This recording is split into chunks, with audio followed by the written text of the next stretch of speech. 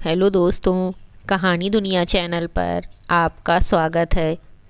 आइए सुनते हैं प्रसिद्ध लेखिका दीपक शर्मा जी की लिखी कहानी पितृशोक। आपसे एक सर्टिफिकेट चाहिए था डॉक्टर साहिबा। नीरू का केस हमारे मनोचिकित्सा विभाग के बाबू अशोक चंद्र लाए थे।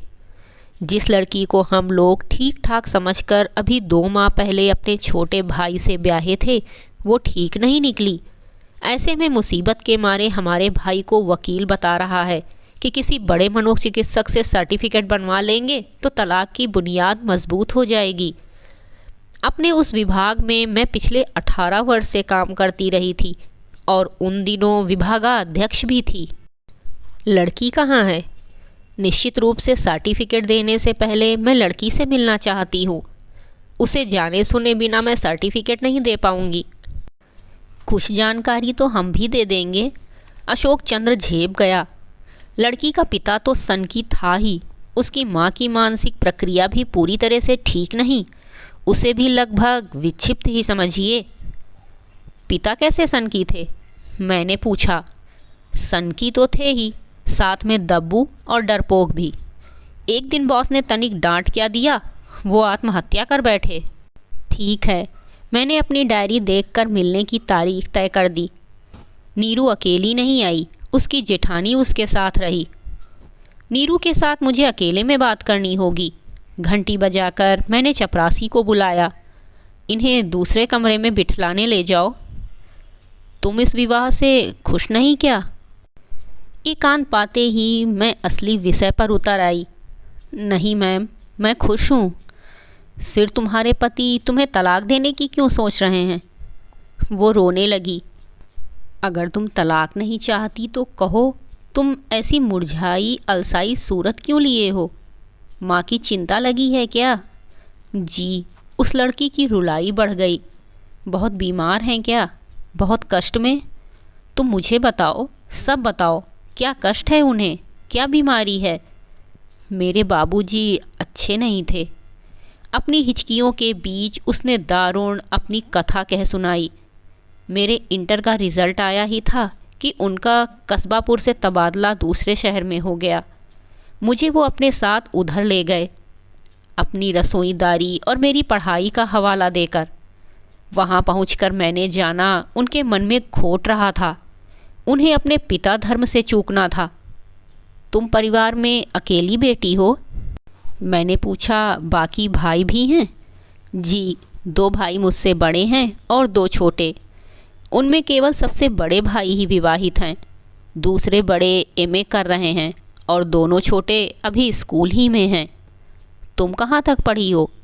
नीरू की आयु ज़्यादा न थी, 18-20 ही की लग रही थी। इंटर के बाद फिर मैं पढ़ कहाँ पाई? उसका स्वर रोष से भर आया। धर्म संकोच के प्रति अपने बाबूजी की अकल्पित वो अवज्ञा मुझे इतनी विभत्स लगी कि अगले ही दिन मैंने माँ को फ़ोन से अपने पास बुला लिया। भीरू तो वे थी ही, आई और बिना बाबूजी से कुछ कहे मुझे अपने साथ कस्बापुर लौटा ले गईं, मेरे समूचे सामान के साथ। फिर उसी रात हमें सूचना मिली, बाबूजी आत्महत्या कर लिए हैं। अपनी आत्महत्या द्वारा वो अपने को दंड दे रहे थे। मैंने अपना विश्लेषण प्रस्तुत किया। तुम्हारी माँ के मौन निराकरण तथा पदावनति से उन पर स्पष्ट कर दिया होगा। उनके उस अतिचार की क्षतिपूर्ति अब असंभव थी और वो अपराध भाव के बोध तले प्रायश्चित करना चाहते रहे होंगे। हमारी मनोचिकित्सा के प्रवर्तक सिगमंड फ्रायड का एक कथन भी है, संबंधों में पुनर्लाभ की प्रतिप्राप्ति में अपराध भाव सबसे बड़ा अवरोध रहा करता है। नहीं मैम, मैं ऐसा नहीं सोचती। उनकी आत्महत्या के पीछे उनका अपराध बोध नहीं था, पश्चाताप नहीं था, डर था, केवल डर। पुलिस का डर, कानून का डर। सोचते रहे होंगे, माँ वो सब बड़े भैया को जब कह सुनाएंगी तो वो ज़रूर उनके विरुद्ध थाने में जाकर रिपोर्ट लिखवा आएंगे। तुम्हारी माँ ने भी यही सोचा समझा? मैंने पूछा। माँ ने कुछ सोचा समझा ही नहीं, दुबक कर चुपचाप घर बैठ ली, एक ही जिद पकड़कर कि नीरू की शादी अब टालनी नहीं, निपटा देनी है। और तुम्हारे भाई लोग? वे क्या कहते सोचते थे। माँ ने उन लोगों को न स्वयं कुछ बताया न मुझे ही कुछ बताने दिया। कहती उस प्रकरण के बारे में मुंह खोलना अपनी गाल पर चपत लगाना है। हो सकता है तुम्हारे पिता की आत्महत्या से उनका क्षोभ कलेश सब जाता रहा था और आपत्तिजनक उनके उस कुकृत्य को वो अब अपने चैतन्य सचेतन बोध से दूर हटा देना चाहती थी। ऐसा ही होता तो फिर वो बाबूजी की मृत्यु के लिए मुझे क्यों दोष दिया करती, क्यों मुझे दिन रात कोसती। बाबूजी के कुत्सित उस कुकर्म के लिए मुझे जिम्मेदार क्यों ठहराती। ऐसा नहीं था। मैं माँ को लाख समझाती, उन्हें बार बार उस कथाक्रम पर ले जाती जिसने मुझे उस अधोलोक की ओर जा ढकेला था, जहाँ केवल प्रतिकार की, प्रतिशोध की, विद्रोह की रणभूमि ही तैयार हो सकती थी। और फिर भी माँ अपनी तोपें मेरी ओर बढ़ाती हुई मुझी पर गोले बरसाने लगी थीं। फिर तो तुम दोनों माँ बेटी एक दूसरे पर अन्याय कर रही हो, गलत दिशा में जा रही हो, गलत ढंग से सोच रही हो। याद रखो, दो अन्याय न्याय नहीं उत्पन्न करते, केवल मनोमालिन्य ही को प्रबल करते चले जाते हैं। मेरी मानो और अपने पिता को क्षमा कर दो। मैं उन्हें क्षमा नहीं कर सकती मैम, कभी नहीं। केवल इसलिए कि उन्हें दंड देने दिलाने का अधिकार तुम अपने पास आरक्षित रखना चाहती थी और उनकी आत्महत्या ने तुम्हें तुम्हारे उस अधिकार से वंचित रखा। मेरे स्वर में कठोरता उतर आई। शायद बाल सुलभ निष्कपटता से उसने हामी भरी। क्या तुम जानती हो, न्याय संहिता का एक सिद्धांत है, punishment must match the crime. दंड का अपराध से मेल मिलाना ज़रूरी रहता है। नहीं मैम, नहीं जानती। अभी तुम समझ नहीं रही कि तुम्हारे पिता को उनके अपराध का उपयुक्त दंड मिल चुका है और अब उन्हें क्षमा देने में ही तुम्हारी भलाई है, सबकी भलाई है। आशंकित मनोदशा में वो मेरा मुंह ताकने लगी।